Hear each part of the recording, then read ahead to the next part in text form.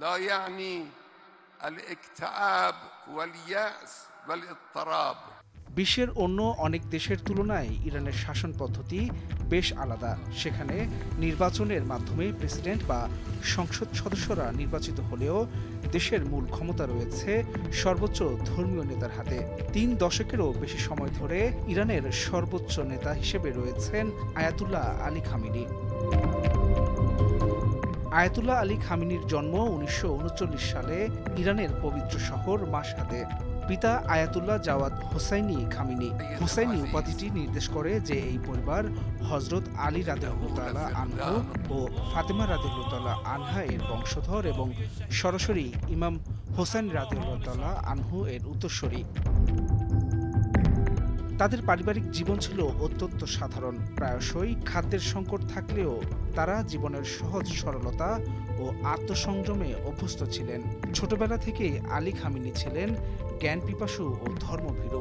ইসলামী দর্শন ও আরবি সাহিত্যে তিনি অর্জন করেন গভীর জ্ঞান। ইরানে যখন রাজতন্ত্র ও পশ্চিমা প্রভাবের আধিপত্য বিরাজ করছিল, তখন ইমাম খোমেনির নেতৃত্বে শুরু হয় ইসলামী বিপ্লব। আলী খামেনি ছিলেন ইমাম খোমেনির ঘনিষ্ঠ সহযোগী এবং বিপ্লবের গোপন সংগঠকদের অন্যতম।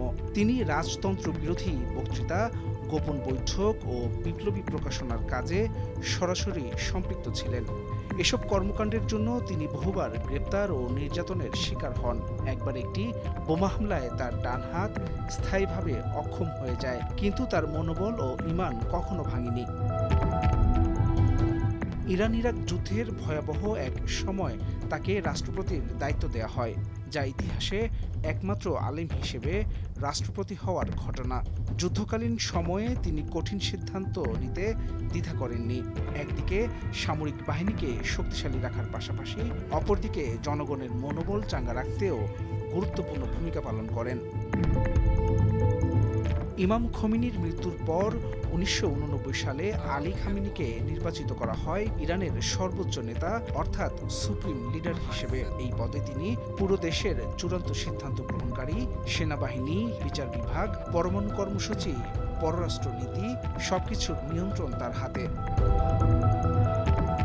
আজ তিনি এমন একজন নেতা যার নাম উচ্চারিত হলে ইসরায়েলের রাজনীতি অস্থির হয়ে পড়ে, আর আমেরিকা তার উপর বারবার নিষেধাজ্ঞা আরোপ করে। তবু তিনি কোনো চাপের কাছে মাথা নত করেন না।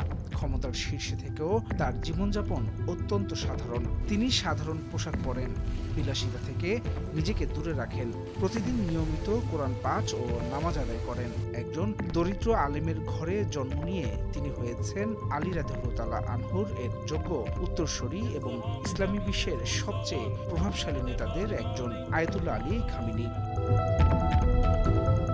হাসান শাব্বির, ভোরের কাগজ।